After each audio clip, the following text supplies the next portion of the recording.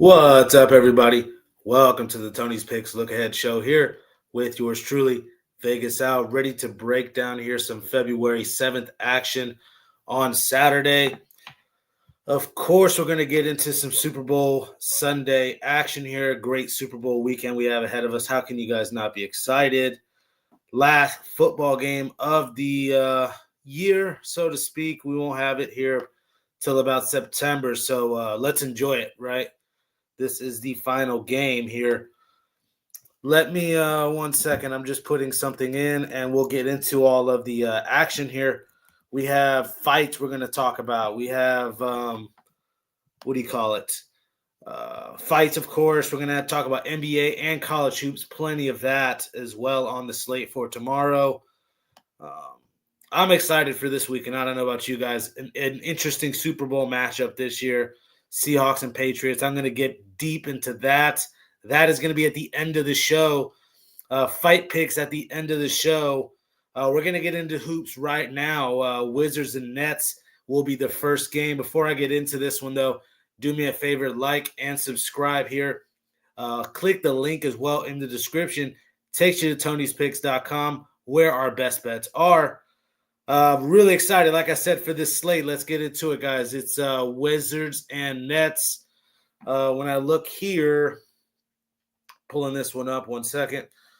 What do we got spread-wise? It's a 4.5. I'm seeing the Nets are laying. Total 218.5. When you look injury report-wise, a host of names from the Wizards. What do you call it? Kaishan George, Alex Sarr, Bilal Coulibaly. Of course, Trey Johnson still out with the ankle injury, and Cam Whitmore. I'm not counting a D'Angelo Russell, Anthony Davis, any of the trade guys just yet. Of course, they've been hurt too. Exum, Cam Whitmore, Trey Young. None of these guys are going to play, obviously. But you look Nets, it's looking as of right now like a clean injury report. So I do find that kind of interesting. We'll see if Michael Porter gets on there. Nets losers of 3 in a row on a 1-9 run in their last 10 games. I got to somehow do it, though. I don't know. They are favored here with everything I just said. I think it's just because the Wizards, first off, Wizards have been playing a lot of basketball as of late. Have they been playing some good ball? Yeah, they've been doing some nice things. Just outright the Pistons there the other night. They have a day rest, but this is fourth game in 7 days. I don't know. They will be on the front end of a back-to-back. They play Miami up next as well. I don't know. All these guys sitting out for the Wizards, and from what looks like right now, a clean, healthy injury report for the Nets. If Michael Porter's playing, I want over his points, and if Cam Thomas is playing, I want over his points off the bench probably. So Terrence Mann has looked nice. Drake Powell, Danny Wolf, Clowney, Claxton. I like this young squad. 2 young squads that I'm looking forward to next year, how they take this next step. I think I got to trust the line on this one. I got to go -4.5 with the Nets. It's ugly, I know. That's how we start off the look ahead show here. We've got a little bit of a better game to get into here. Rockets and Thunder. I'm seeing the Thunder laying 3.5. Rockets are 3.5-point dogs are the Rockets. Total 211.5. This one in OKC, where OKC's just been immaculate, really, last couple of seasons. 22-4 just this year. You look, the last meeting was about 20 days ago, so to speak, January 15th. OKC won that one 111.91. You could argue a little bit of a buy low price, but then we get into the injury reports. Basically healthy. Jashawn Tate, really the only guy on the injury report for the Rockets. Thunder, I'm seeing both. Just the good Jalen Williams. Shai Gilgeous is looking like he'll be out. AJ Mitchell out. To me, that's 3 big pieces. AJ Mitchell's done big things off the bench this year for them. He's kind of come out of nowhere. Obviously, Jalen Williams is probably the second best player on the Thunder. Oh, wait. SGA is going to be out now? I don't know how you can get on the Thunder here with those 3 pieces gone. Is Caruso going to step up? Is Luke Dort going to step up and do something spectacular? Is Jared McCain going to come out of nowhere now and play? He's not on the injury report, so we'll see with that. either way, I got to try to find a way to get on a healthier for what it's been last couple days at least. Durant's not on the report. Reed Shepard. I like a Jabari Smith. He's done great things this year. Sengun has been hit or miss. Let's not beat around the bush, but I still think there's plenty of value to get on the, what is it, plus 3.5 you got with the Rockets here?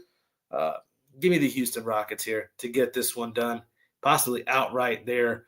Again, that's predicated on SGA, all these guys being out. I find it funny that they'd still be favored. So keep an eye on this one, injury report-wise, of course. We got Mavericks and Spurs up next. Let's check the chat. Anybody up in the chat here? We just got one so far. We got a Better Days, man. Good to see you. He says, have a blessed one. Good to see him up in the chat. Let me know what you guys think here about some of these games. We already got through a couple of them. Mavericks and Spurs up next. We got Spurs minus the 10.5. Mavericks, 10.5 point dogs. So Spurs are the favorite here at home. Total 230.5. Injury report-wise in this one, you got Tyus Jones, Chris Middleton, A.J. Johnson, Marvin Bagley, Brandon Williams, all on the injury report. That's 5 key pieces that are going to, some of them are trade pieces, obviously, but you would expect them to start getting ready to play. It's saying game time, not injury related, so it could be a whole host of things. Learning the new plays, conditioning tests, physicals, I don't know, trades. When this is what happens this time of the year with trade season. Obviously, it just ended, but still, all of this stuff you got to keep an eye on. You look Spurs-wise, De'Aaron Fox, Lindy Waters, Jeremy Sochan, and Luke Cornett. Really, Fox is the main guy. Obviously, you'd want a little bit in, but those other 3 have been some nice role players off the bench, and some of this depth is lacking here for the Spurs. Do I want to lay 10.5 points with them? Honestly, not really. It was a 135, 123 win there. I believe, what was that, a couple of days ago? This is the second game right here in a short little spurt for these teams. This is the second leg of a back-to-back. That's what I thought. Not back-to-back, but they played on Thursday. It was a 135, 123 Spurs win. I don't know. I think the Mavericks at least bite down and cover this 10.5. I know it seems like you'd like a little more, but I hate to be square. But first off, I think Brandon Williams will tough this one out. That's a piece I think will play. Najee Marshall, I know the other night he let us down. He only scored like 6 points. Somebody roasted me in the chat for it. Calm down, guys. He's going to get back to his thing. He was doing 18 points a game. So I expect if he plays tomorrow, Najee Marshall. And then obviously what Cooper Flagg's been doing, just give this kid the ball and get out the way. We may see another 30-burger out of him. He's not intimidated at all by Wembanyama. He'll take it right to the rack. Doesn't mean he'll dunk it on him, but he hasn't shown me any hesitation in the few games I've seen him play here so far versus the Spurs going at it. So everybody that's trying to say Wemby's going to, hasn't really seen it quite yet. I don't know. I think the Mavs do enough to keep this one close. Give me the plus 10.5 here in that one. We got Jazz and Magic. I'll get into this one, then I'll get back to the chat here. We got, Jazz here, 9.5 point dogs on the road. Total 237.5. Injury report-wise, of course, Keontae George is still on this thing with an ankle. We don't care about Kevin Love. Cool. It's good if he doesn't play. Elijah Harkless out.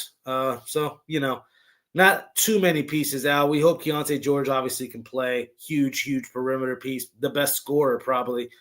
Obviously there's marketing, but I'm talking about perimeter guard-wise. It's Keontae George is the guy here in Utah.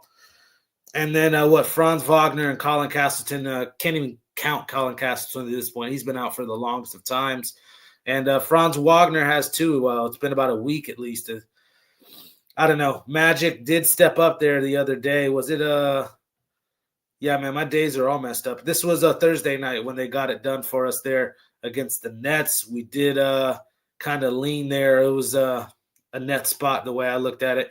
Last time these two teams played, though, Jazz and Magic, It was a 128-127 win for Orlando. A tough game there, that one. I believe that one was in Utah. This one here in Orlando, again, both teams, it's far travel spots for these two when they have to do this little spot here, at least being far away from home. This time, the elevation should be back in Magic's favor. Obviously, Jazz could go on any grounds. That's not too big of a deal. I don't look too much into it. Jazz are 6-19 on the road, 2-8 in their last 10. That's where I look. The fact that it's hard to get on the Jazz, just simply not a good team. Oh, Keontae George is going to play. Okay, I can find a way here to get on the Magic with the Desmond Bane, Anthony Black, who stepped up. I like his 20-plus point prop. Obviously, you got the other Wagner brother, Banchero, who I'm not in love with, but he's good enough to get you 20. It might be on 20 shots, but that's neither here nor there. I still think the Magic have enough to cover the spread on this one. It's much similar to that Nets spot where they're kind of in a lucky little scheduling spot. When you look, see they got next. They got a 2-game set here versus the Bucks to start the week, but all of this is at home. Let's defend our home floor. If you're this Orlando Magic squad, I think they do it here. Give me the Magic minus the 9.5. We got Hornets and Hawks I'll get into here. Let me get right back to the chat real quick. Homeboy saying the Spurs. Hey, I'm not mad at it. You heard my case there. That was Mavericks that we were talking about. First off, Spurs have been a cash cow for me. I've been backing them all year. Excuse me, guys. I've been backing Spurs almost all year, so I'm never going to get mad at somebody, but I actually think that's a dog spot. Just going off flat-out recency. Flat-out recency there. All right, let's get back to it. Hornets, Hawks. What do you call it here? Trying to find this one. We got Hornets, of course, laying it still. Not in a lot, and it's at this point kind of deserved. Hornets are laying 2.5 on the road here. Total 231.5. I looked at the over. I just got to look at the over, man. It's so crazy what the Hornets have done to me total-wise this year. They massively trend to the under. I mean, just stay away from the total. I'm going to stop chasing these totals. They burned me the other day with the Spurs. You got to look Hornets. This is 8 in a row. I think they're definitely still deeper than the, Hawks. A way better three-point shooting team. I don't care what the numbers say. They shoot way more threes per game, and they actually are – it's saying they both shoot 37%, but bull crap. Dyson Daniels is on the Hawks roster. At least let me double-check that with all these trades. So I'm not even lying. Jesus. You catch my drift. Hawks three-point shooting-wise, I'm not in love with compared to yes, he is, by the way. It's compared to what the Hornets are bringing right now. And I don't think Kobe White's going to play. He's still on the injury report. This cat, Malik Branham, who they got from the Wizards, I believe, is still out. And Saloon is a game time. A nice little piece off the bench when he plays. All right, yes, Kuminga's on the Hawks now. He's out. Buddy Hield's out. Or game time, not injury related. We'll see if they actually make a Buddy Hield debut. Okonkwo's finally going to come back after getting popped in the mouth. I mean, I get missing maybe a game. How many games has he missed? It's been a couple already. It's like, bro, stitch it up. Get your ass back on the court. Because honestly, when he's on the court, he's a little bit of a cash cow for us. The points and rebounds prop with Onyeka Okongwu. Can you get back on the court?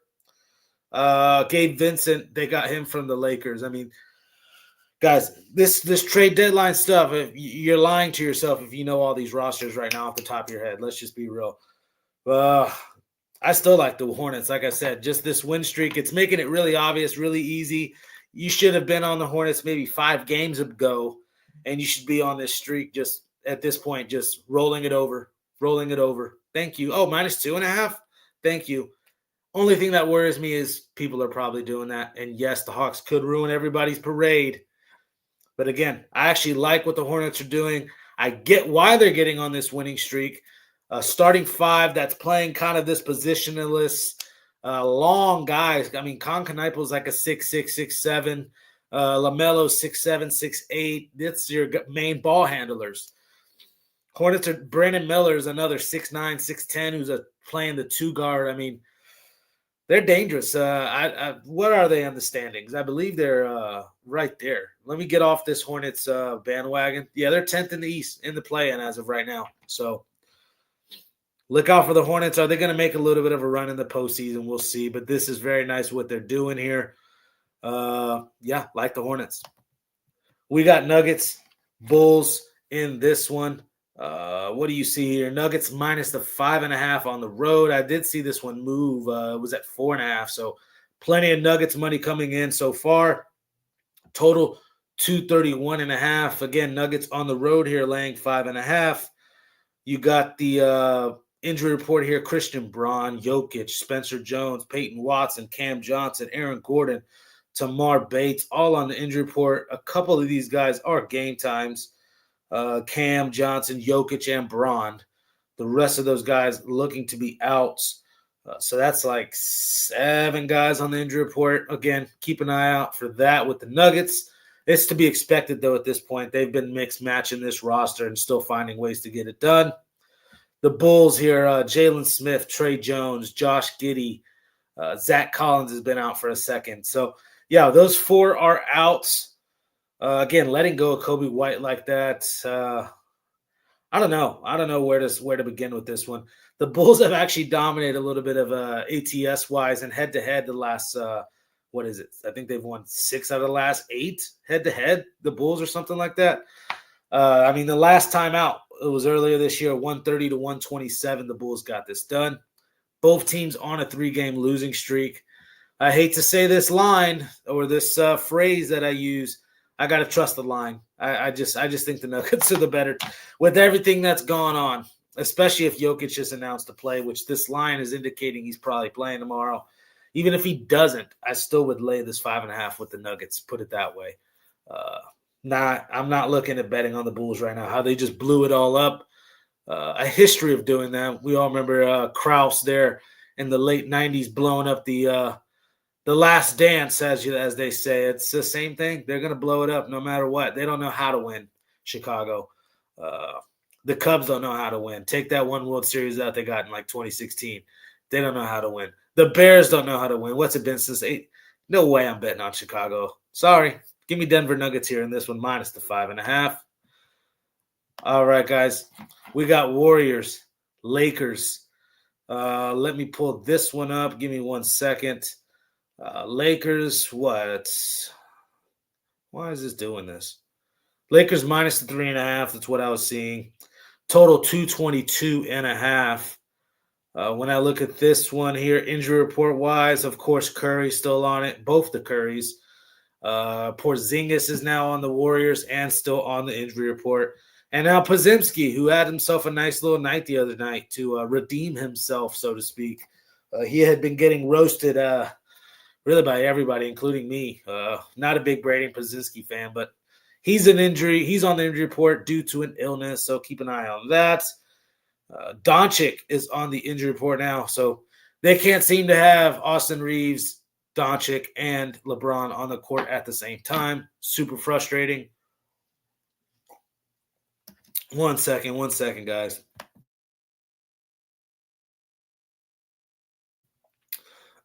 Like and subscribe. Get back into this. I was saying it's been hard to get Luka Doncic here, Austin Reeves, and LeBron on the court at the same time for an extended period of time. I do like the Luke Kennard acquisition. He's on the injury report. Again, not injury related. I don't know. I like the Lakers a little bit here, if I'm being honest. They took my money the other night when I was on the Sixers. I think if I was to get on the Warriors here, they'd take my money. If I'm being honest, it's 7-3 in their last 10, winners of 2 straight. They're getting on a nice little homestand, way past the All-Star break. I think they're at home until like late February. LeBron's going to sit here and play every night. What's he averaging? 22 points, 5 rebounds, 22 points, 6 rebounds, almost 7 assists a night out of a 40,000-year-old LeBron James. You guys know I hate on LeBron. You guys know I'm the first to roast him. Make me some goddamn money tomorrow, and then I won't roast you no more, LeBron. How about that? Give me the Lakers here minus the 3.5. I'll jump on the Lakers bandwagon. Something tells me I'm going to get burned for it because I've been hating on them all year long. I should stick to what I say, right? I think they're playing some good ball right now. I got to give them some credit. 5th in the West. I think they're only a couple games back to can be making some moves here real soon if they want to play out till the All-Star break. LeBron's leading this team, maybe. How about it? We'll see if he makes me some money tomorrow night. Lakers minus the 3.5 in this one. Notice I'm staying away from these totals, guys. I'm not scared to give you guys a side. I am staying far away from these totals. All right, guys. We got 76ers and Suns. What do we got here? Suns, the minus 1.5 favorite now. This was a pick 'em earlier. A game I've discussed already, if you know. What do we got here for the injury report? Isaiah Livers, Grayson Allen, Devin Booker, Jalen Green still on this thing as game times. We'll see if they play. We're going to need everything, I think, in this one. Embiid, George, obviously still on this bad boy, but expecting a healthy Philadelphia 76ers squad, who I'm actually starting to wonder about this depth. Is Quentin Grimes for real? I don't know if I could trust him. Is Oubre for real? He's never been. Wizards reject is what Kelly Oubre is. A Kansas Wizards reject. He had some moments there, but I can't trust Kelly Oubre. I know Tyrese Maxey is a serious baller. I'm not going to – he'll go for 50 if I keep talking crap about him. I'm not going to talk crap about Tyrese Maxey. Edgecombe, he's been a horrific flop since the first week of the season. Let's call a spade, guys. They were saying he's better than Cooper Flagg. It's laughable at this point. It's laughable. I say this, now Edgecombe goes out there and scores 50, but I doubt it. I don't think he can. I think the Suns, obviously Dylan Brooks has stepped up, locked down, has made this team a defensive identified type team here. Trying to find the phrase for them, but you get me. Dylan Brooks comes on this roster. They're starting to play defense. He's starting to knock down some threes. He's averaging like 20-something points a night, Dylan Brooks is. Obviously, Devin Booker plays. That's just an addition. Gillespie, Grayson Allen. I like this kid, Jamari Bouye, off the bench. Goodwin as well. There's pieces on this Sun squad. I'm not going to sit here and sleep on this team. That's why I like them here minus the 1.5. I think the Sixers have been on the road far too long. They let that game go there versus the 76ers, a game in which they were in control of. And again, tired legs out on the road, far away from home. They still have another road game after this. They got to go up to Portland fresh after this one. So I think the Suns get it done. It's a pick 'em price. I think I can make a case they could lay a little bit here. But give me the Suns here to get this one done. Some tired 76ers legs in that one. All right, we got Grizzlies and Trailblazers. We actually kind of just talked about these Trailblazers. This episode, you guys got to get ready. This is going to be a 2-hour-long episode more than likely because we're not even through the NBA yet. This is buckle up, grab yourself a snack, whatever you guys want, and let's get ready to talk these games. What do we got here? We got Grizzlies, Trailblazers. Like and subscribe before I get into this one here. Oh, of course, this is the first time it's happened. I got to find it at a different book. Give me a second. First time it's happened. We were going right along too, huh? We were going right along. Right. It's going to do it to me. It's going to make me do everything tonight. Grizzlies, Trailblazers. I could get to the injury reports real quick, but I want to get to the line first. That's the most important thing. If I can find it. Bro, these books are trash. I'm having to go to a different book. All right, guys. If you see a line for this one, let me know. I'm going to a third book now.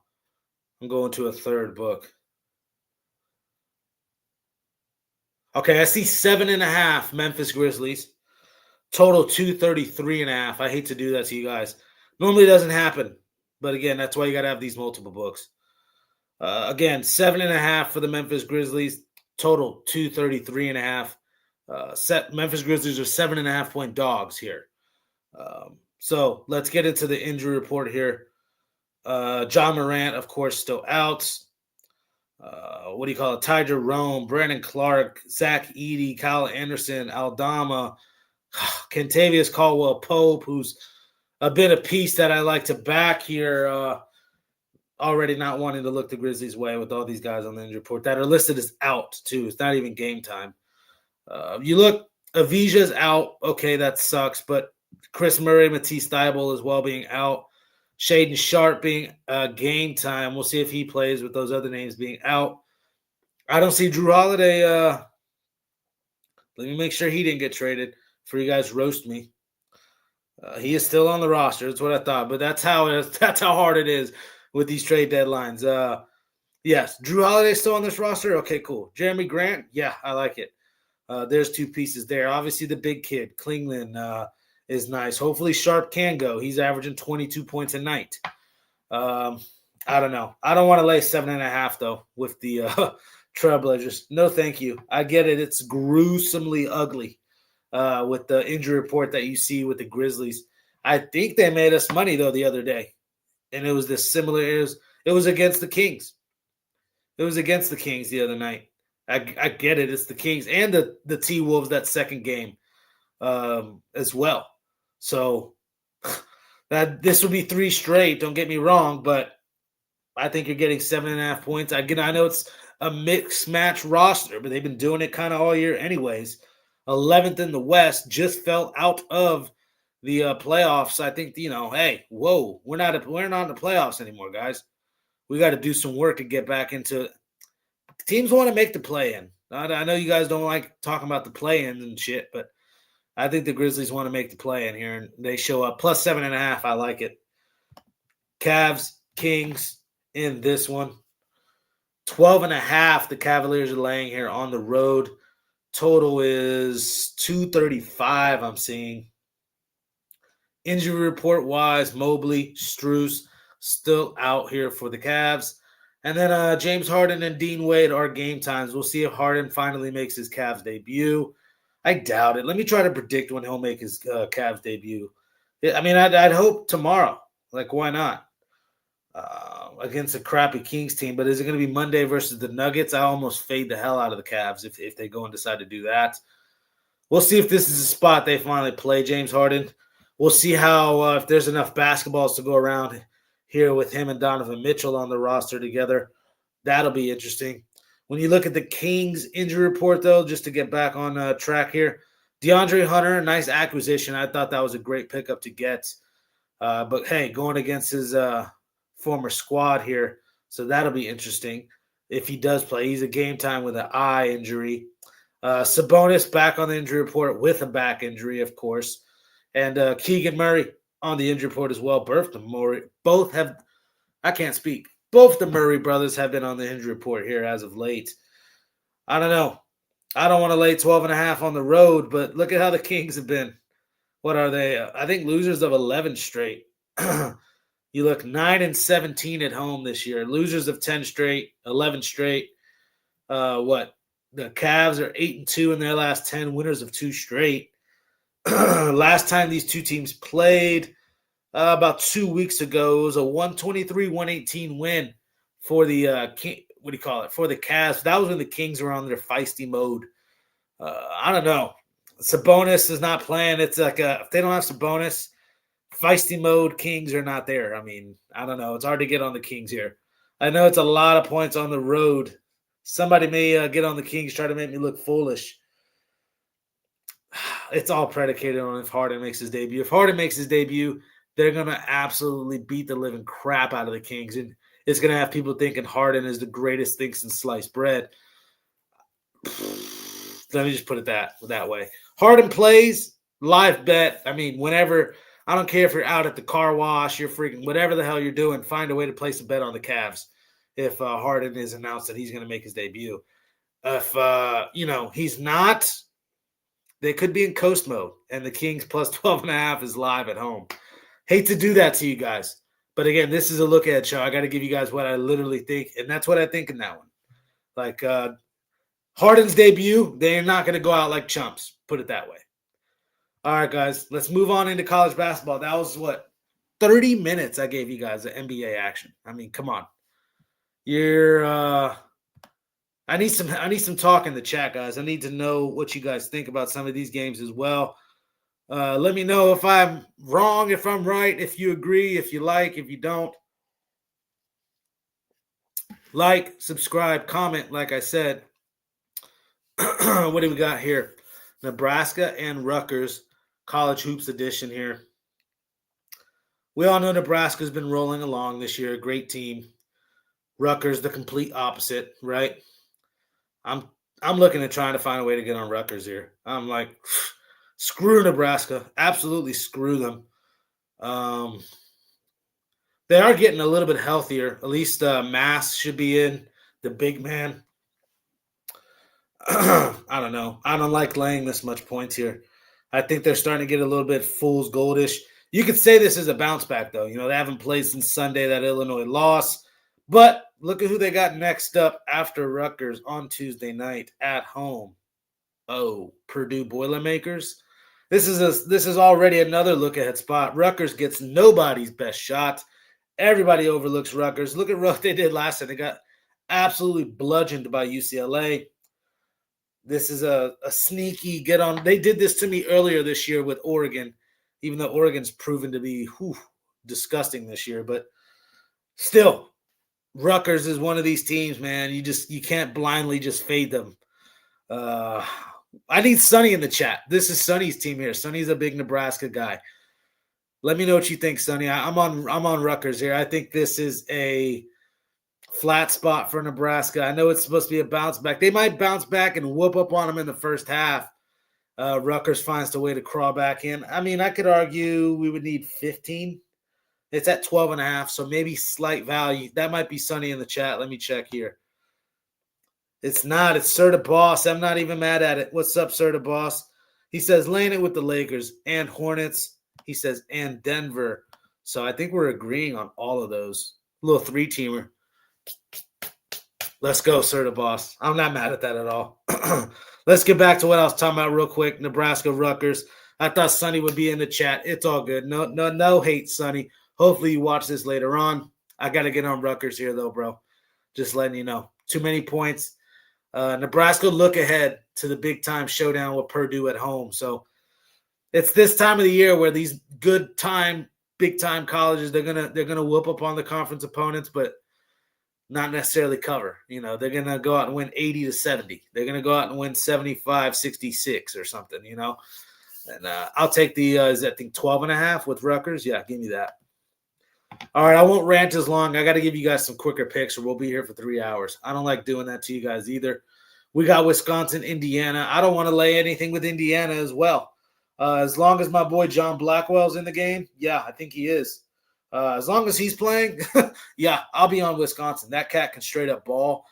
He actually showed it the other day there versus Ohio State, in which I was on Ohio State, and I slept on this Wisconsin backcourt. I won't do it again. I don't care if they're on the road here. Give me the 4.5 points there with the Wisconsin Badgers. Next game up, we got Oregon, Purdue. We just talked about it. Purdue in a possible look ahead. Playing Nebraska up next here on Tuesday. Maybe. I don't know. Oregon's that bad, though. Oregon's that bad. When they lost Biddle, they lost Jackson Shelstead. It's, season in the drain. They were already starting to plummet before that. But that Michigan game comes to mind. Let me find that one. It was, they lost by 10 as 19-point dogs there. That one was at home. This one is on the road, and Purdue's a very, very tough place to play. What is Purdue this year at home? 10-2 at home? I think one of them was to an Illinois squad. They don't lose much at home unless you're a top program. Illinois, Iowa State, Purdue's 2 home losses this year. I just can't see them letting this one go outright on the money line. That's what kills me. I think Oregon plus 19 is there, and you guys know my rule. If you're going to touch a dog, why not try to get on the money line? I would be dumbfoundedly – it's going to be this I think it's the Asian kid. Lin. What's his game log saying here? Last couple games. Yeah, he's been doing nothing. 5, 3, 9, 7. He had a spurt there against Rutgers where he scored 23 points, right? I'm waiting on it's going to have to be a breakout game out of him. Like that's who's going to have to be the kid. Kwame Evans has been nice for Oregon as well. 18 points, 24 points against UCLA his last couple performances.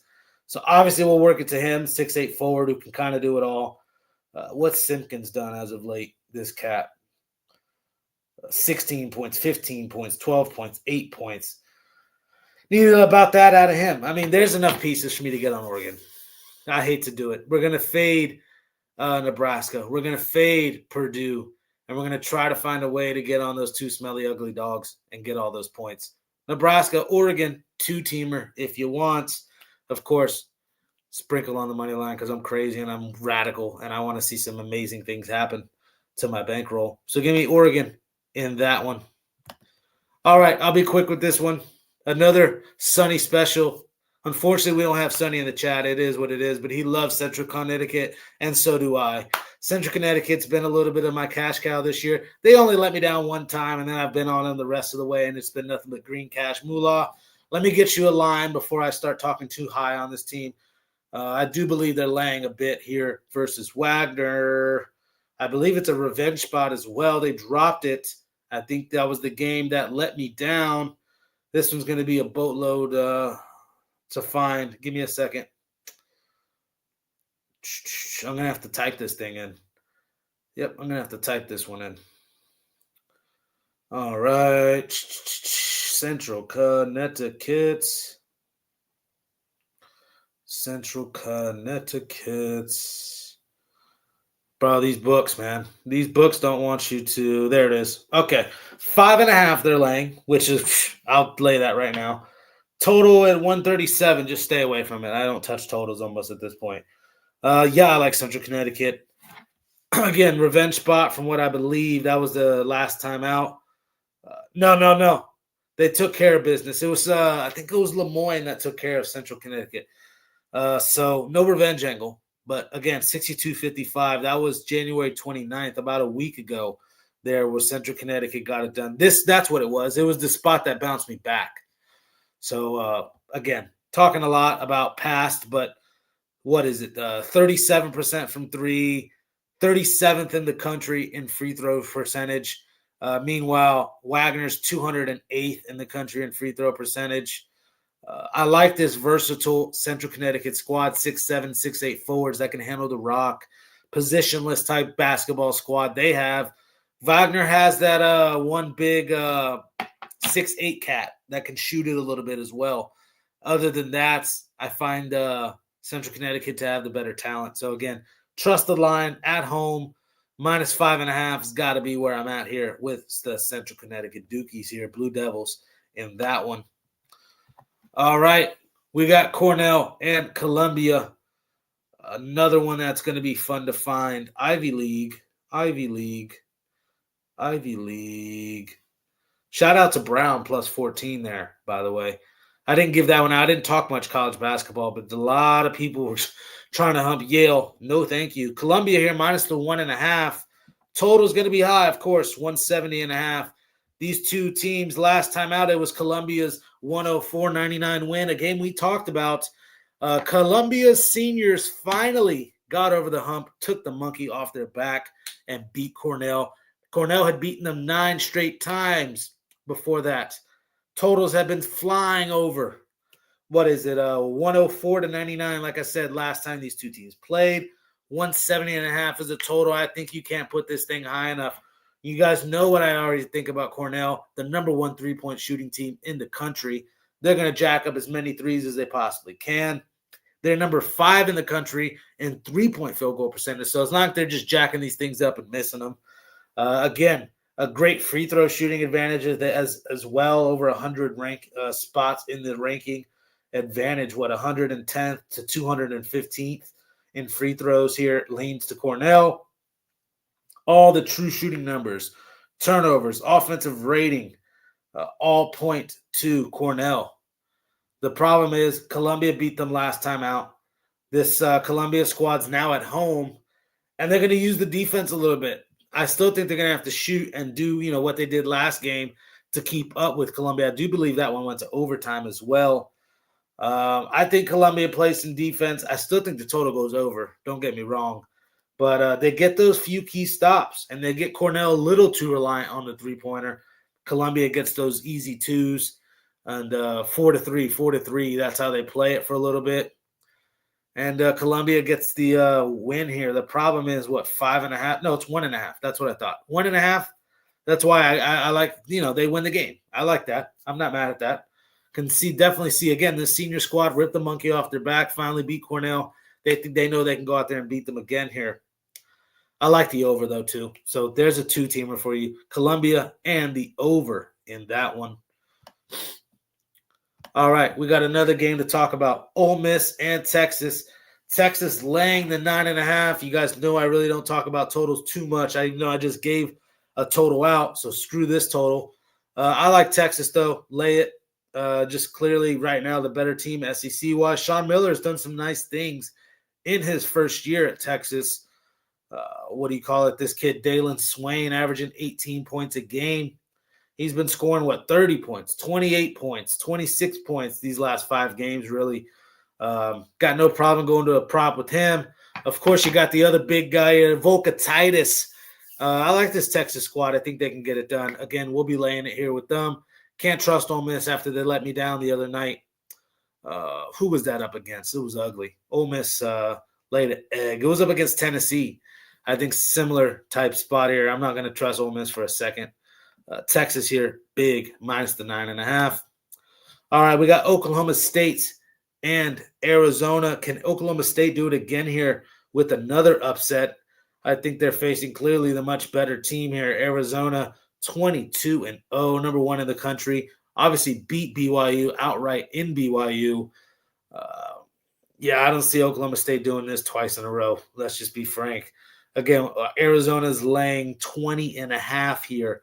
Total 168.5. I don't know. 20.5 seems a little crazy.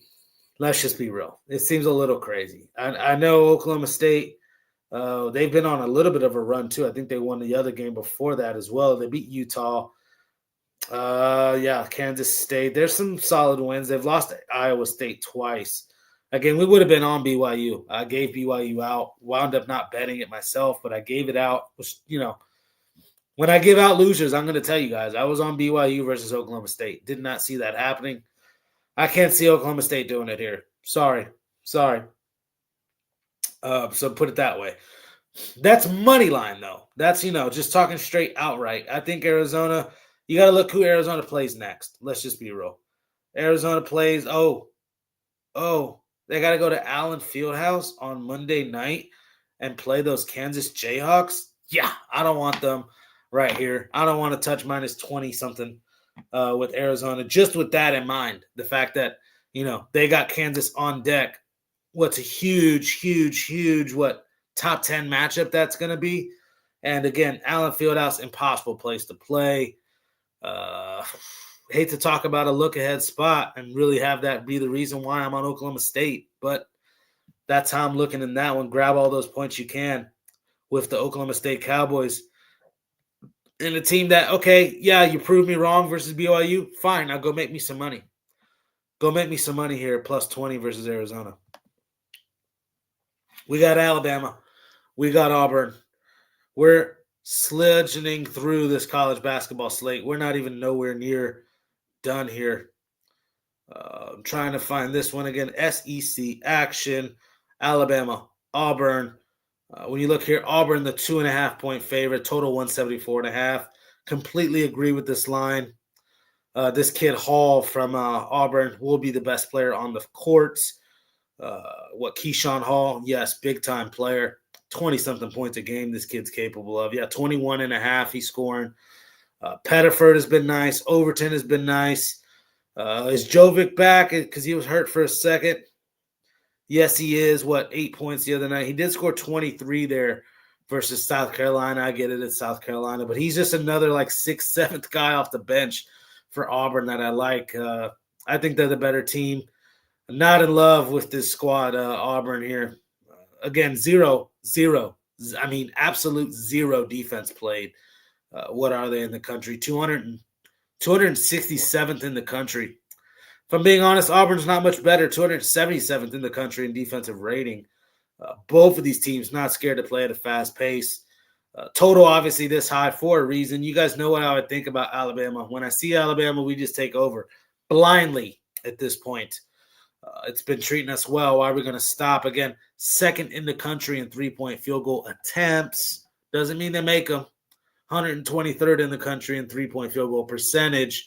So I can make the case they need to calm down a little bit with the threes. I don't know. That coach, can't stand that cat. Give me Auburn here in this one. I don't like either coach, actually, but still, give me Auburn here minus the 2.5 in that one. We got Duke, UNC. Let me find this one.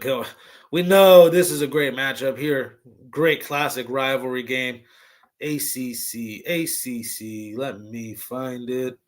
There we go. We got Duke here minus the 5.5. North Carolina at home here, total 150.5. I kind of believe the minus 5.5 on the road. I think Duke's deeper, more weapons. Obviously, the Boozer twins because the guard is special as well.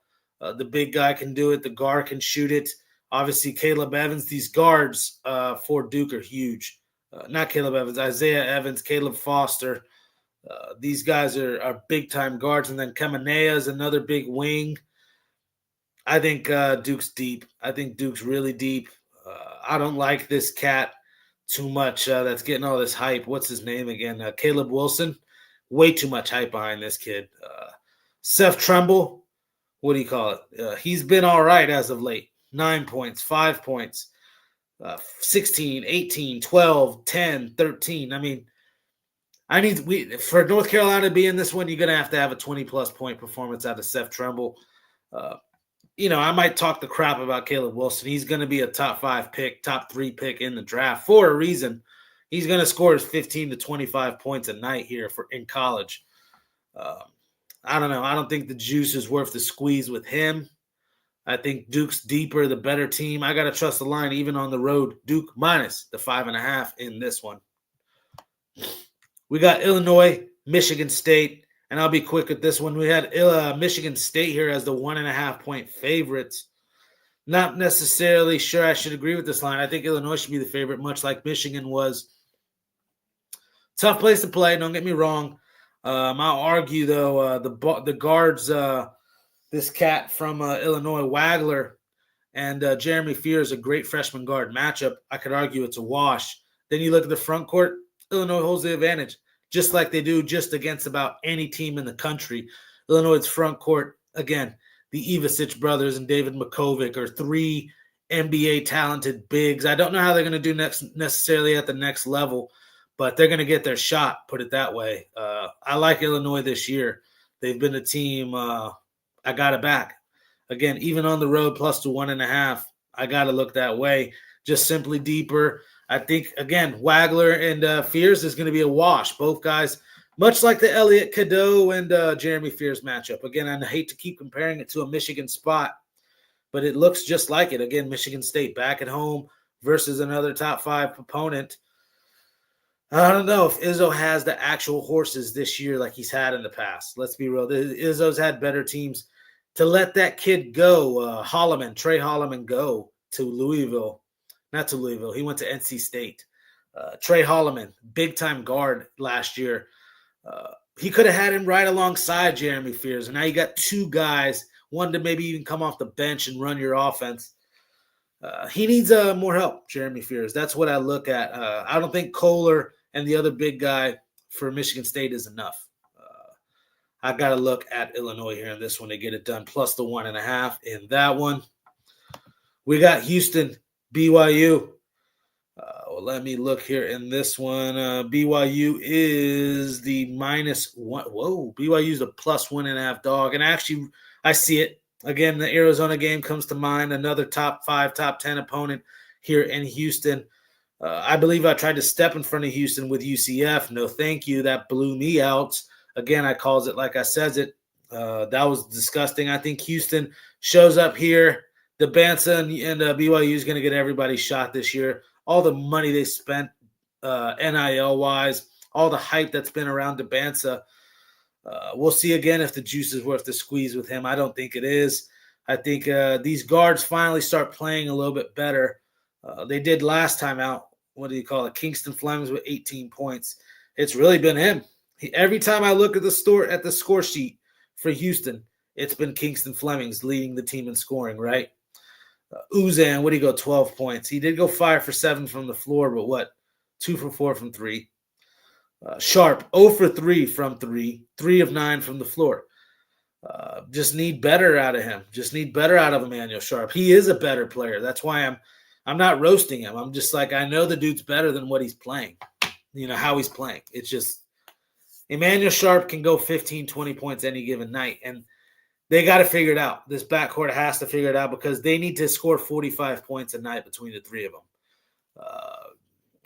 What do you call it? Flemings can go for 20. Let the freshman get off. He's clearly probably the best out of the three as far as NBA ready and how young he is. you gotta want to think about building around him, right? And then Sharp, Uzan, 15-15. That's you get 50 points out of those three. Helps and goes a long way. They're going to need it here versus BYU because BYU can shoot the three. Houston slows this game down. Don't want to touch the total. Give me Houston here in this one. Minus the 1.5, even on the road. I think they upset them as well. That's the final college basketball game. Chat is dead. Chat is dead. Nobody's watching. It is what it is. I'll give out these picks regardless. I'm here. Giving you guys what I think with all these games. Show some love. Let me know what you guys think. But it's dry tonight. Super dry. On a Friday night. We got French Liga. Here's a three-teamer. The 3 L's are going to be some W's. Lens, Lorient, Lyon in that one. Sleazeball it. Man U and Tottenham. Well, give me Tottenham.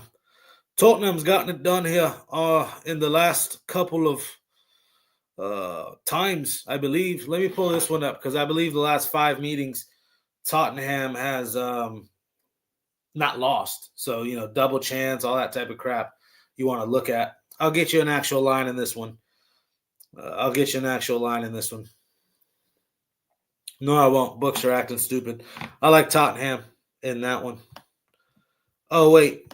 Here's a little German Bundesliga 3-teamer. Sleazeball it. Stuttgart, Dortmund, Leverkusen. There you go. In that one, Leverkusen's been cashing us out here when we pick our spots with them. Dortmund, never going to not want to bet on them. Stuttgart should be favored there as well. So 3 square bets in the German Bundesliga and 3 square bets in the French Liga. But there you have it. Let's get into the nitty-gritty. What hopefully you tune into the look ahead show for here on Friday nights. Let me know if you do in the chat. It's dead tonight. I'm disappointed in you guys. You guys ain't showed up. I got to call it out. You know what I mean? I got to call it out because I'm out here giving you guys some pretty solid information. We won again tonight, by the way. I didn't even mention that. We won again tonight with the Milwaukee Bucks. Yes, I gave out Knicks as a free play as well, and that was ugly. Sorry, the Pistons have been taking everybody's money this year. You can keep hopping on the Pistons bandwagon. They're going to set you up so bad with the Pistons. They're going to set you up so bad. They did the other night with the Nuggets. If you laid it with the Pistons the other night, they're going to set you up so bad if you keep backing the Pistons. Let's get off basketball. Let's get back to the nitty-gritty. Like I said, we got UFC fighting out here in Vegas, of course. Gafarov versus Wicklacz. Muin Gafarov versus Jakub Wicklacz. Gafarov reminds me of, much of these guys here from the Eastern European area. Just a maniac. He's going to try to take you down. He can knock you out if he gets crazy enough on the feet and the guy's wild. Gafarov, Muhammad Naimov, those two guys I think of, because they look very similar. I'm sorry if I'm offending anybody. It's just the truth. They look very similar and they fight very similar. Wild maniacs who are fun to watch, if I'm being honest. But I think Wicklacz is a little cleaner, technically, at least on the feet. He could win a decision just off of that, I think. Just off his boxing and staying crisp and sharp. But he's an impeccable grappler. 10 of his 17 wins come by submission, this Jakub Wicklacz. We saw him shut down Patchy Mix there, send him packing I think Wicklax is the real deal. I think this is a stepping stone for him in this matchup. You look at the length and the size advantage he's going to have. At plus 110, it feels like we're stealing some money here. Give me Jakob Wicklax. Let me pronounce his name right since we're betting on him. Jakob Wicklax here. Plus 110 in this one. We got Dustin Jacoby and Julius Walker. Julius Walker, the 7-1 little prospect type fighter. This is a tough one because if Jacoby old and over the hill, if he's not, he can win this fight because skill for skill wise and as far as experience in the cage, Jacoby is completely head and shoulders above anything Julius Walker has been in there with. I don't know. Walker, to me, has shown some gassing in the middle of the fight. Has shown some quit in the middle of the fight. If he does that here against Jacoby, Jacoby will win this fight. I got to go to the Dustin Jacoby here to get this one done. Just leave it at that. I think the experience, you should be getting some plus money here with this one as well. Let me check this one out. I got to find this line on this one. I believe because, the younger fighter advantage, a lot of people like to bet that strategy. I like to fraud check them. That's what I like to do. I like to try to fraud check them, and I think we're going to get another fraud check here. Jacoby's the favorite. So that's what I thought too, if I'm being honest. That's why I was like, is he plus money? No. It makes sense why he's the favorite. Everything I said, I think Walker's 7-1. I mean, this is a huge step up as far as records. You look at these two guys' records. Give me Jacoby here. I trust it, honestly. If he doesn't get this one done, he might be a little over the hill because Walker's there to be hit. This is tough. Because I am expecting Walker's best performance. He's at that young stage in his career where his coaches know, hey, we dropped this one. We're probably getting sent back down to the regional scene. They're going to get him ready. It's just Jacoby's shown. I still got to trust it. And this might not be a bad fight, so it might save Walker. He might get another shot if he goes out there and goes out on a shield or loses an entertaining decision. All right, here's a dog. Jean Matsumoto versus Basharat. The Basharat brothers, I thought about fading both of them, but of course one of them had Said Nurmagomedov pull out. I think Matsumoto here is live as all hell, plus 250 on the money line. I think he's just as well-rounded, maybe a little smaller, but he's younger and stronger than Basharat. Basharat's a little soy boyish to me. The win against Damon Blackshear, I hold no value in anymore. I could argue Basharat's wins are a little fraudulent. Matsumoto, again, not a lot of UFC experience either. 17-1 prospect, but that war he had with Rob Font won me over. I think Basharat, that would be an interesting fight as well, Font versus Basharat. So I think Matsumoto is a little disrespected, a little slept on here. Plus 250, yeah. Give me the plus money here with John Matsumoto. All right, we got Mikhail Olishashek versus Marc-Andre Barrios. All right, we got plus 380 for Barrios. A little crazy if you ask me, because the guy has shown to me that he has a chin and can go all 3 rounds, even with these knockout artist type middleweights who it's crazy to think Olishashek is, but he does. Most of his favorites just when he wins a fight, it's via knockout, and it's actually normally early. Otherwise, he's going to lose the fight. He's one of those type of guys. Let me look at the round prop in this one because I think the round prop in this one's live. The over on it. Over 1.5 rounds is plus 130. I like Marc-Andre Barrios to definitely survive. Plus 130. Over 1.5. Yeah, give me that one. Second round to start. Let me see that. Minus 121 for the second round to start. Yeah, give me that. Marc-Andre Barrios can hang in there. That's just how I look at these fights sometimes. I don't even want to try to pick the winner because obviously I would lean to the plus 380 price of Barrios. But if I'm being realistic, Olishashek is good enough to win a decision versus him. Minus 500, kiss my ass. You won't see me touching that. Sorry. I'll be on everything I just said. The second round to start, the over 1.5. We're basically trying to back Barrios surviving in there, excuse me. But yeah, that's how I feel about that one.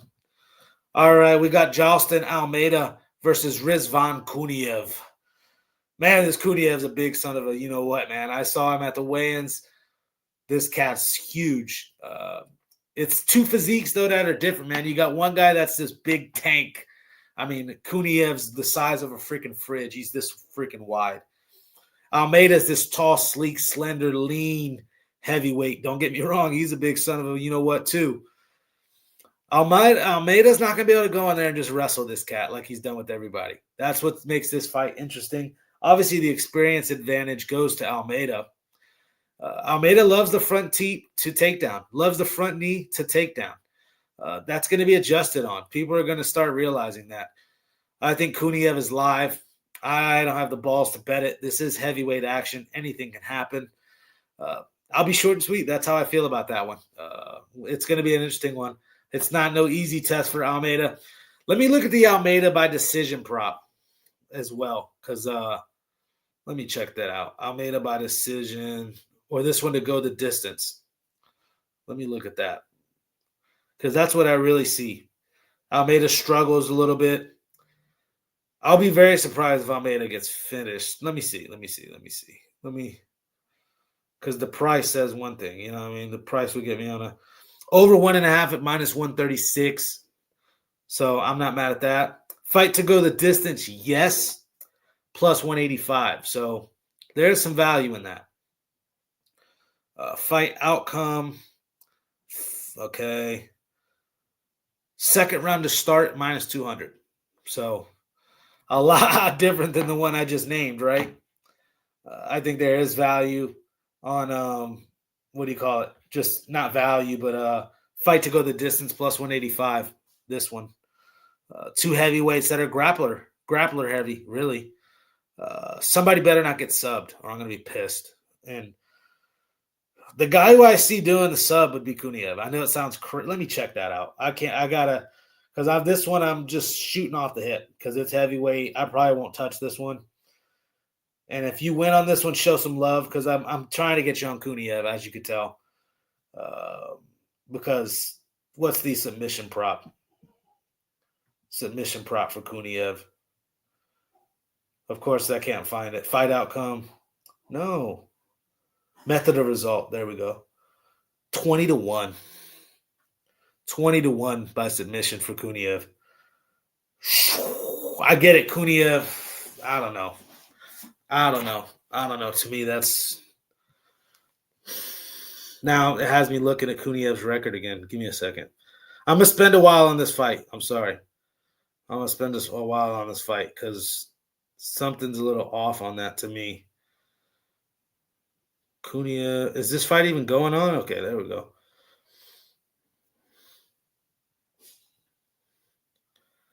Yeah, I mean, I get it. 6 knockouts to 3 subs. I don't know. I mean, he just subbed somebody 4 fights ago. That was in 2022. Lost to Curtis Blades by the split decision. Again, I'll say Almeida is not as good of a grappler as Curtis Blades. I don't care what you guys say. I think they even fought head-to-head. Yeah, Curtis Blades pounded him out from what I remember. Yep. So that's all I'm saying. I'm trying to find a way to get on Kuniev. By sub at 20-1 sounds a little too crazy to me. Give me that. All right. We got Kiyoshi Horiguchi. And I'm probably butchered the spelling on his name. Let me see. No, I spelled it right. Horiguchi versus Amir Al-Bazzi. Am I getting you guys on too many dogs? Maybe, but I got to go dog heavy on this card. We're bound to see one just go hand out dogs. Yeah, give me Amir Al-Bazzi. Sorry. Kyoji Horiguchi, you're going to look at the record. You're going to look at the track record, and you're going to be like, what the hell? Why is he giving out Al-Bazzi? There's no way. Look at Kyoji Horiguchi's record, man. Oh, my God. Look at the track record. He went 8-1 back in his old stint in the UFC. Oh, my God. He only lost to Demetrius Johnson. Right?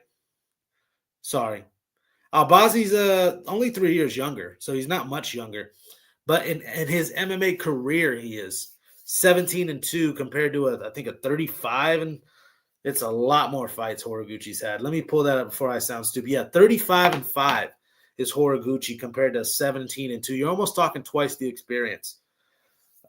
Yeah, it is twice the experience, as a matter of fact. But a lot of those are those can-crushing moments there in Rizin and Bellator.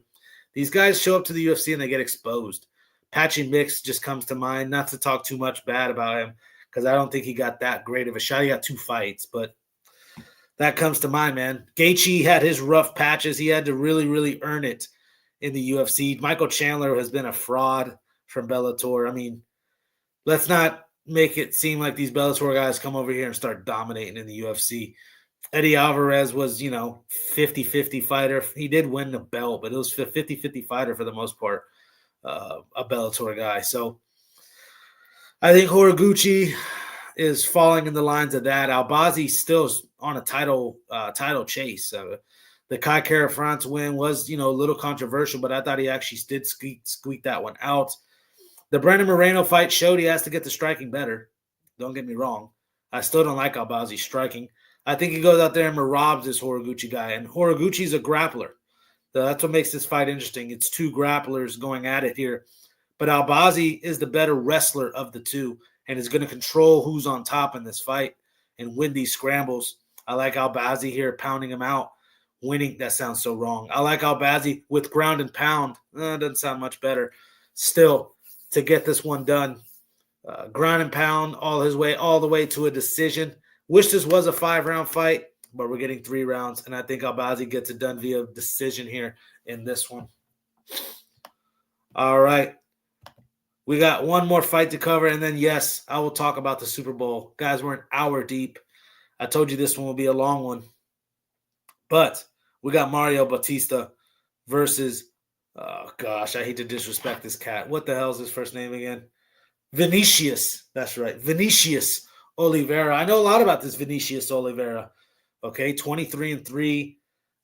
A bully in the gym. I've seen this cat train a little bit up close. Obviously, he's Brazilian, but he travels across I've seen him in Vegas here before. And he will fight a regular human being. He'll go to your regular kickboxing class and fight a regular human being and straight throw a spinning elbow on him and try to knock him out. Whatever you feel about that. But, yeah, there's videos of it online too. Vinicius Oliveira is that type of dude. Bautista, the complete opposite. Another guy I've seen here up close. He's Mr. Head Down, humble, wants to work by himself a lot in the corner of the gym. Don't get me wrong. He does his team practices and whatnot. You got to spar and whatnot, but really sticks to himself. I think he's the better fighter between these two. He's going to stay real here, grounded in his shell, and wait on Vinicius Oliveira to fight wild, which he does. And it's entertaining. Vinicius Oliveira is very entertaining. Crazy uppercuts, jumping knees, spinning kicks, all crap like that. We're going to see if that takedown defense is good, which it is from all the fights I've seen.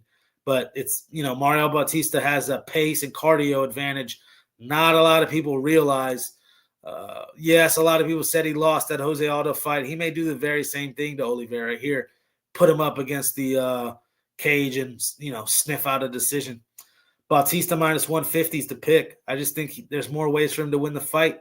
I think he can even pick apart Oliveira on the feet just by staying more basic and 1-2, everything down the middle while Oliveira's doing these big looping strikes and gassing himself out. So my picks here, Mario Bautista, keep it simple, keep it sweet in the main events.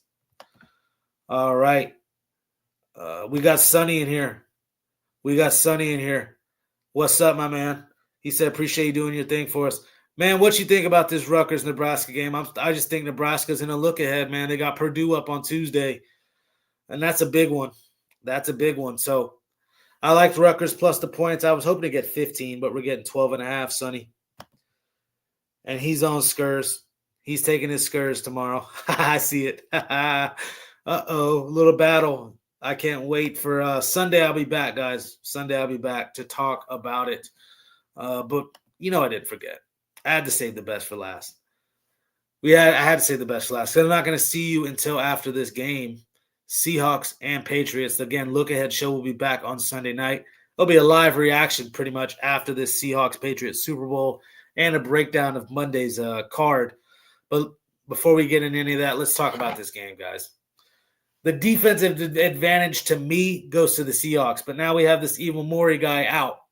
A huge piece that I think starts tipping the scales towards the Patriots side. I don't like the Patriots offensive line. I've called Will Campbell a fraud before. I'm not scared to keep calling him that. I think he gets absolutely obliterated, whether they put Byron Murphy in front of him as a 5 technique, DeMarcus Lawrence, the rest of these. There's 5 or 6 pass rushers on this Seahawks squad that on any given night could have it be their day. These linebackers can run and cover the running backs, Ramondre Stevenson, and the other cat, Travion Henderson. The difference in this game is who's going to keep the football, who's going to not turn it over. Darnold was, one of the worst quarterbacks at that this year. He's been solid in the postseason, though. Drake May has been pedestrian, but, some weather issues in some of these games. Let's just keep it real. A lot of people saying he's not as good as he thinks he is. This one, the weather should be a whole lot better here up there in San Francisco. I got to give you guys a pick here. I don't want to beat around the bush. But prop-wise, before I get to the pick, let's go to some props, okay? I got to go to a book to find all these props, so give me a second. Because some of these are going to be line shopping because the Jackson Smith-Njigba props, way overpriced in one book. You got to do your line shopping with some of these props, man. It's Jackson Smith-Njigba at one book is minus 152 to get 90-plus receiving yards. I go to a different book, he's minus 134 to get 90-plus receiving yards. Another book, minus 141, 90-plus receiving yards. That's where I'm looking. If you want to touch a prop, Seattle Seahawks wide receiver-wise, look at Cooper Kupp here. I'm seeing 40-plus yards at plus 108 for Cooper Kupp. Mac Hollins, another guy, 30-plus yards at plus 103. Hunter Henry. Let's look at some of the anytime touchdowns because I'm going more receiving yards. But Hunter Henry, anytime touchdown at plus 245, I like. Rashid Shaheed, plus 350, another one I like. The problem is this going to be an offensive or defensive type game? I think it's going to be a defensive type game. And the total at I believe 40.5. This total is low. 45.5, excuse me. I like the under. And the thing is, do you want to go crazy betting props when you think this is going to be an under game? No. I think we're looking at a possible 24-20, and that's right around where this spread's at. So there's an exact score for you, 24-20. Seahawks may win it, but they don't cover the minus 4.5. That's why I like the Patriots here, plus the 4.5. It's back to the old adage of, I think Tony's even said it before. If you're going to be on a plus 5, plus 4, if the game finishes by 4 or 5, you should be good either way. Looking at it that way a little bit here. And it's been that way the whole plus 2 weeks. I think Drake May, Stephon Diggs, Hunter Henry, both these running backs, find a way. Kayshon Boutte has done some things, man. I'm not sleeping on Variable and this Patriots organization that have shown over and over again to be the new America's team. I can go on a rant about the Patriots, but I really want to save myself from saying some crazy crap. I'll leave it at that. The picks Patriots plus the 4.5. A sprinkle on the plus 190 money line. Got to tell you what I really think. I just think the Patriots can keep this one close, man, and find a way. Find a way. That's just how I look at it. Seahawks running backs are banged up. It's down to Kenneth Walker, really. Shut the run game down. Now you're having Sam Darnold back there having to win you a game. Gets a little sketchy. I don't trust him that much against a Patriots defense with 2 weeks to prepare. And Mike Vrabel drawing some crap up. People sleep on how smart Vrabel is as a coach. He was that way as a player. They found the perfect Belichick disciple to continue what the Patriots have been doing year in and year out. So that's the way I look at it, man. Don't be upset at me if the Patriots go on another little dynasty run.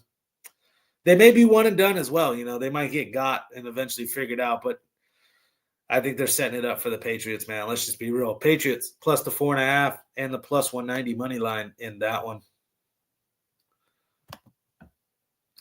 Kings and Cavs. I did talk about that one. I said that one's crazy. That one's a crazy one. I want James Harden in, and I'll lay it with the Cavs. If not, screw it. I won't even touch the game. I might even lean Kings if James Harden doesn't play. They're not going to make James Harden look like no scrub on his first game with the Cavs. He might drop a 40-piece. Davion Mitchell. Donovan Mitchell might drop another 40-piece with him. They might go 80 points together and make it look like, oh, my God, this is the greatest backcourt ever. That's how I feel about Kings Cavs. Again, if Harden doesn't play, all of that goes out the window, and now I'm looking the Kings' way. But I'm probably not betting that game at all. All right. Coop has dropped off. Cooper Kupp? Yeah, he's dropped off. Somebody I saw, this is Instagram bullcrap, put him top 10 wide receiver all time. That shows you how some of these I'm young, I'm millennial, but some of these cats that are young nowadays need to get their freaking brains checked. Put it that way.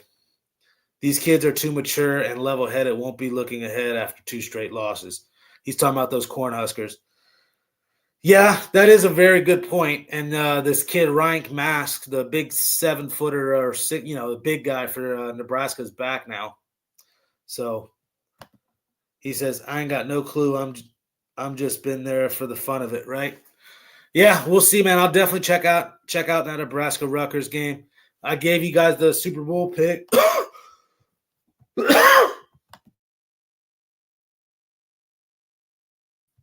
Excuse me. I gave you guys the Super Bowl pick. We talked some fights. Rewind to the very beginning. We talked college hoops. We talked NBA hoops. I even sprinkled in some soccer in the middle of the show. You're going to have to find it. Just check out some of the banners that pop up. These little blue things here. They'll pop up. But thank you guys very much for tuning into the Look Ahead show. We went an hour, almost 20 minutes here. Long show, big weekend ahead of us. Let's make it rain this weekend. Super Bowl 60 is going to be our, you know what? I'll say it. It's going to be our bitch. Super Bowl 60, we're going to make it our bitch. Bottom line. You already know. Peace out, everybody. Let's make tomorrow a winning day. Let's make this weekend a winning one. Best of luck.